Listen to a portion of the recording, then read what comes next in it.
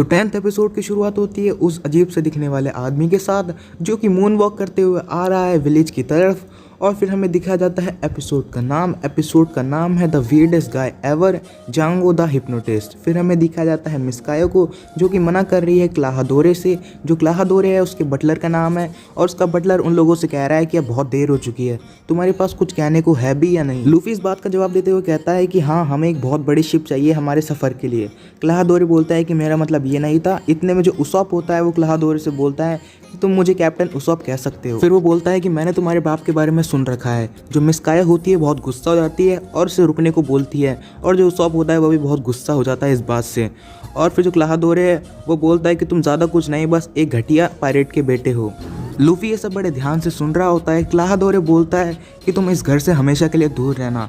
आखिर तुम किस चीज़ के पीछे पड़े हो? मिस काया की दौलत के पीछे? तुम जानते हो जो मिस काया है वो तुम्हारी औकात के बिल्कुल बाहर है, तुम एक गरीब इंसान हो।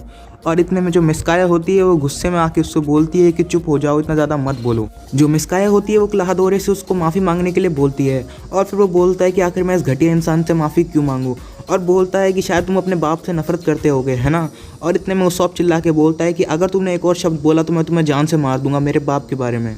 ये बात सुन के उसॉप नीचे कूद जाता है और फिर जाता है क्लाहादोरे के पास। क्लाहादोरे उससे बोलता है कि आखिर तुम इतने गुस्से में क्यों हो, मैंने तो कुछ ज़्यादा बोला भी नहीं है। फिर वो बोलता है कि तुम्हारा बाप सामान ही तो बेचता था इधर से उधर नाव में। ये बात सुन के उसॉप को बहुत तेज़ गुस्सा आता है और फिर वो जो क्लाहादोरे की एक मुक्का रख देता है उसके मुँह पर बहुत तेज़, और क्लाहादोरे उड़ता उड़ता जाता है। और ये सब देख रही होती है मिस काया और बहुत ही दुखी होती है, और लूफी भी ये सब देख रहा होता है। और फिर क्लाहादोरे बोलता है कि मैंने इतनी सी बात बोली और तुमको गुस्सा आ गया और मेरे मुंह पे घूसा मारने लग गए। उसॉप चिल्ला के बोलता है कि उसे गर्व है उसके पापा पे कि वो एक पायरेट है। और फिर वो बोलता है कि मैंने आज तक बहुत झूठ बोले हैं पर मैंने अपने पापा के बारे में कभी झूठ नहीं बोला, और मैं शान से मानता हूँ कि मेरे पापा एक पायरेट हैं और मैं एक पायरेट का बेटा हूँ। जो क्लाहादोरे है वो ये सब सुन के बोलता है कि एक पायरेट का बेटा है, समुद्र का राजा। तुम्हें जो बोल रहे हो मेरे को कुछ समझ में नहीं आता, पर तुम्हें मेरे घूसा मारने की क्या ज़रूरत थी। और सच तो ये है कि तुम एक घटिया पायरेट के एक घटिया बेटे हो। ये सब सुन के जो उसॉप होता है उसको बहुत गुस्सा आ जाता है और वो उसके मुक्का मारने ही होता है वापस। पीछे से काया बोलती है कि उसको छोड़ दो, वो बुरा आदमी नहीं है, वो मेरा अच्छा चाहता है चाहे वो कैसे भी हो। और जो उसॉप होता है वो उसको गुस्सा मारने वाला होता है, पर ये सब सुन के रुक जाता है। क्लाहादोरे बोलता है कि अगर थोड़ी सी भी शर्म रह गई हो तो उधर से चले जाओ। जो उसॉप होता है वो बोलता है कि हाँ, उसको ये बात बताने की ज़रूरत नहीं है। ये सब देख रही होती है मिस काया और बड़ी दुखी होती है। उसॉप बोलता है बटलर से कि आज के बाद उधर कभी नहीं आएगा, उसकी इधर बहुत बेइज्जती हुई है। ये सब सुनने के बाद जो उसॉप के चेले होते हैं वो क्लाहादोरे के पास जाके बोलते हैं कि तेरी हिम्मत कैसे हुई। लूफी भी चिल्ला के यही बोलता है पर जोरो से चुप करा लेता है और बोलता है कि हमारा मामला नहीं है। क्लाहादोरे जोरो और लूफी और नामी से बोल देता है कि इधर से चले जाओ। और फिर जो जोरो लूफी नामी बोलते हैं कि ठीक है हम इधर से जा रहे हैं, और क्लाहादोरे बोलता है उसके चेलों से कि तुम भी इधर से चले जाओ। इस सब के बाद हमें सीन दिखा जाता है मिस काया के बेडरूम का, जहाँ पे मिस काया बेड पर बैठ के रो रही है और बटलर आता है उसके लिए खाना, और बटलर बोलता है कि आपके खाना खाने का टाइम हो गया है। मिस काया बोलती है कि आज उसका खाना खाने का मन नहीं है, और फिर बटलर बोलता है क्या वो आपसे बात कर सकता है, और फिर वो बोलता है कि मैं इधर बैठ सकता हूँ क्या। मिस काया बोलती है कि हाँ तुम इधर बैठ सकते हो। क्लाहादोरे बैठ के बोलता है कि आज भी वो दिन नहीं भूला है जब वो इस घर में आया था। फिर हमें बहुत पहले का एक सीन दिखाया जाता है जहाँ पे जो मिस काया होती है वो पेड़ों को पानी दे रही होती है। इतने में एक तपती धूप में एक आदमी आता है और मिस काया के दरवाजे पे आके पड़ जाता है और बोलता है कि मेरे को वहाँ से निकाल दिया जिस शिप पे मैं काम करता था, मैं भूख से मर जाऊंगा, मेरे को बचा लो। इतने में अंदर से एक आदमी बोलता है कि उसको अंदर आने दो, और वो और कोई नहीं मिस काया के पापा होते हैं। और जो बॉडीगार्ड्स होते हैं बोलते हैं कि सर ऐसे कैसे आने दे, ये तो बस एक अनजान आदमी है। मिस काया के पापा बोलते हैं कि आज से इसे हम काम पे रखेंगे और अपने घर में बटलर की नौकरी देंगे। इस बात से जो मिस काया होती है बहुत खुश हो जाती है। इधर बटलर रोते रोते ही मिस काया को ये सब बात बता रहा होता है और बोलता है कि वो खुद को कभी माफ़ नहीं कर पाएगा अगर आपको कुछ हो गया, और अब तो उसके मम्मी पापा भी ज़िंदा नहीं हैं, इसलिए वो आपका सबसे ज़्यादा ख्याल रखता है। मिस काया होती है वो इस बात से बहुत खुश होती है और बोलती है लेकिन उस उसॉप से डरने की कोई ज़रूरत नहीं है, वो बस एक मामूली इंसान है और दिल का बहुत ही अच्छा है। जो बटलर होता है वो इस बात से बहुत खुश होता है। फिर हमें दूसरी तरफ का सीन दिखाया जाता है। नामी बोलती है पता नहीं लूफी कहाँ गया है, शायद वो उसॉप के साथ गया है। उसॉप के चेले बोलते हैं कि एक जगह है जहाँ पे हमारे मास्टर हमेशा दुखी होते हैं, वहाँ पे जाते हैं और बोलते हैं हमारा पता नहीं, हमारा एक साथी अनियन भी पता नहीं कहाँ गया है, वो जब भी आता है रोते रोते आता है। इतने में जो अनियन होता है वो सच्ची में रोते रोते आता है और बोलता है कि एक बुरी खबर है, एक अजीब सा आदमी हमारे विलेज की तरफ आ रहा है। और वो बोलता है कि वो देखो, वो आदमी इधर भी आ गया। वो जो आदमी होता है मून वॉक करते करते उनके पास आता है और बोलता है कि बच्चे तुम अजीब किसको बोल रहा है, मैं बिल्कुल भी अजीब नहीं हूँ। इतने में जो नामी और जोरो होते हैं वो बोलते हैं कि तुम सच्ची में अजीब हो। और फिर वो बच्चा बोलता है कि आखिर तू है कौन। वो बोलता है कि मैं एक हिप्नोटिस्ट हूँ। वो लड़के बोलते हैं कि हमको हिप्नोटाइज करके दिखा। वो बोलता है कि पागल मत बनो, तुम सच्ची में हिप्नोटाइज हो जाओगे। वो लड़के बोलते हैं कि फिर भी करके तो दिखा। फिर वो आदमी होता है उनको हिप्नोटाइज करने लग जाता है और हिप्नोटाइज करते करते वो आदमी खुद भी बेहोश हो जाता है। ये सब देख के जो जोरो होता है वो सच्ची में चिल्ला के बोलता है तुम सच्ची में बहुत अजीब आदमी हो। फिर हमें सीन दिखा जाता है उसॉप का, जो कि बड़ा दुखी है और समुद्र के किनारे बैठा है। इतने में आ जाता है वहाँ पे लूफी। लूफी को देख के जो उसॉप होता है बहुत डर जाता है। जो लूफी होता है वो उसॉप के पास बैठ जाता है। उसॉप लूफी से बोलता है कि उसको उसके पापा की ऐसी बेइज्जती नहीं करनी चाहिए थी। लूफी उसॉप का दिल रखने के लिए बोलता है कि उसके पापा तो सच्ची में एक महान पायरेट थे।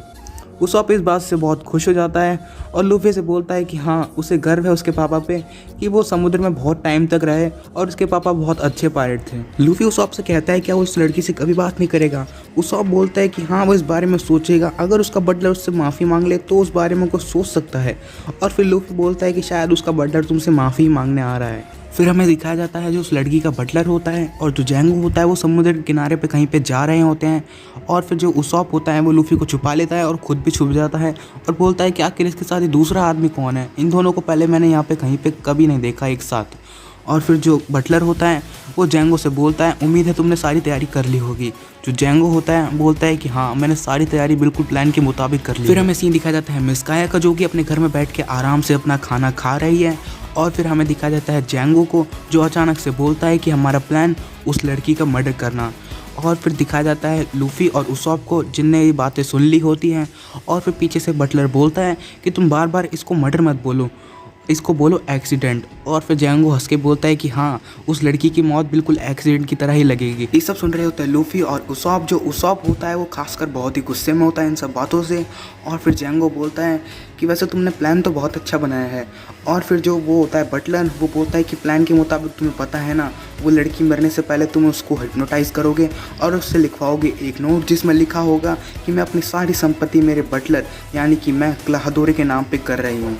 और बोलता है कि फिर वो आराम से उसकी संपत्ति का मालिक बन जाएगा। और बोलता है कि कैसे उसने 3 साल लगा दिए उनका ट्रस्ट पाने में और 3 साल एक ज़िंदगी बिताई एक बटलर बन के। जैंगो बोलता है कि तुम्हारे साथियों को तो अभी भी यही लग रहा होगा कि तुम मर चुके हो, क्योंकि 3 साल पहले तुमने अचानक से बोल दिया था कि अब तुम पायरेट नहीं रहोगे और वैसे भी तुम्हारा एनकाउंटर तो होने ही वाला था। फिर हमें दिखाया जाता है कि कैप्टन कूरो एक नामक पायरेट का एनकाउंटर हो रहा है।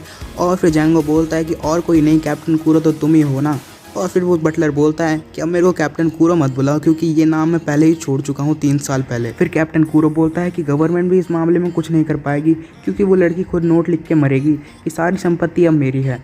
और जैंगो पीछे से बोलता है कि तुम सच्ची में बहुत होशियार आदमी हो, तुमने सारे फैमिली मेम्बर्स को खुद ही मारा इन सब लालच के चक्कर में। और फिर जो होता है वो बोलता है कि नहीं, सारे फैमिली मेम्बर्स को नहीं मारा, जो उसका पापा था वो तो खुद ही मरा था। जैंगो उससे बोलता है कि कल हम लड़की को मारेंगे तो मेरे को पहले सिग्नल दे देना। ये सब देख रहे होते हैं लूफी और उसॉप। जो लूफी होता है वो उसॉप से बोलता है कि मेरे को कुछ समझ में नहीं आ रहा, ये लोग बुरी बात कर रहे हैं क्या। और फिर जो उसॉप होता है वो बोलता है कि ये आदमी है कैप्टन कूरो, जो बहुत पहले ही मर चुका है। लोगों को ये लग रहा है कि अभी भी मरा हुआ है, पर ये काया को कल मारने वाले हैं और जो काया की सारी प्रॉपर्टी है उस पर कब्जा कर लेंगे और ये काया कल मारी जाएगी इन लोगों की वजह से। मैं इन लोगों को छोड़ूंगा नहीं। और उसॉप बहुत तेज़ गुस्सा हो जाता है। ये सब सुन के जो लूफी होता है वो सारी बात समझ जाता है और लूफी को आता है बहुत तेज़ गुस्सा। और लूफी खड़ा होता है और उससे बोलता है कि ओए, अगर तूने उस लड़की को हाथ लगाया तो मैं तेरे हाथ तोड़ दूंगा। जैंगो और कूरो देखते हैं कि 2 लोग उनको देख रहे हैं। और फिर जो उसॉप होता है वो लूफी को समझा रहा होता है कि जल्दी से छुप जाए, लोग हमको मार डालेंगे। लूफी होता है वो नहीं छुपता। और फिर जो उसॉप होता है वो बात बचाने के लिए बोलता है कि हम लोग तो बस इधर से जा रहे थे, हमने कुछ नहीं सुना। फिर कैप्टन कूरो होता है वो जैंगो से बोलता है कि तुम्हें पता है ना क्या करना है। फिर जैंगो होता है वो अपने हिप्नोटाइज की मशीन निकालता है और लूफी को हिप्नोटाइज करना चालू कर देता है। जो उसॉप होता है वो बोलता है कि वहाँ पे मत देख, लूफी से बोलता है, पर लूफी वहाँ पे फिर भी देखता है। जो उसॉप होता है वो पीछे छुप जाता है और जो जैंगो होता है वो लूफी को हिप्नोटाइज कर देता है। लूफी आसानी से हिप्नोटाइज हो जाता है और जैंगो होता है वो भी हर बार की तरह हिप्नोटाइज हो जाता है। और फिर पीछे से कूरो बोलता है कि ये आदत तुम्हारी अब तक नहीं गई। और फिर जो लूफी होता है वो हिप्नोटाइज होकर नीचे गिर जाता है पहाड़ से। और फिर जो जैंगो होता है वो बोलता है कि उसका इरादा उसको मारने का नहीं था, पर वो भी इतनी हाइट से गिरा है तो जिंदा भी नहीं बचा होगा। कूरो बोलता है कि कल उसका प्लान चालू होगा सुबह, और जो मिस काया है उसका मर्डर हो जाएगा, और वो मर्डर बिल्कुल लगेगा एक्सीडेंट की तरह, और इस प्लान में कुछ भी नहीं कर पाओगे तुम। और अगर तुम मिस काया को बचाना चाहते हो, वैसे तो तुम बचा नहीं पाओगे, और अगर बचाना भी चाहते हो तो जो करना है वो कर लो। और फिर जो उसब होता है ये सुन के भागता है गाँव की तरफ, और भागते भागते बहुत रोने लग जाता है। और उसको बातें याद आती हैं कि कैसे तो वो पहले दिन मिस काया के पास गया था उसका मूड ठीक करने के लिए, और मिस काया होती थी उस पर बहुत गुस्सा करती थी और बोलती थी इधर से चले जाओ। और फिर उस सब अपनी कहानियाँ सुनाने लग जाता था मिस काया को, और फिर मिस काया हंसने लग जाती थी कैसे उसका मूड ठीक हो जाता था। और उस सब रोते रोते ये बातें सोचता रहता है और बोलता है कि अगर आज वो मिस काया को नहीं बचा पाया तो अपने आप को वो कभी माफ़ नहीं कर पाएगा। फिर हमें सीन दिखाया जाता है कूरो का, जो कि वहीं पे समुद्र के तट पर है, और वो देख रहा होता है समुद्र में एक शिप जा रही है, और उस शिप को जाते जाते देख के जो कूरो होता है वो एक स्माइल देता है। फिर हमें दिखा जाता है लूफी, जो कि बेहोश पड़ा है क्योंकि जैंगो ने उसे हिप्नोटाइज कर दिया था। और जो 10th एपिसोड है वो भी इसी पॉइंट पे ख़त्म हो जाता है।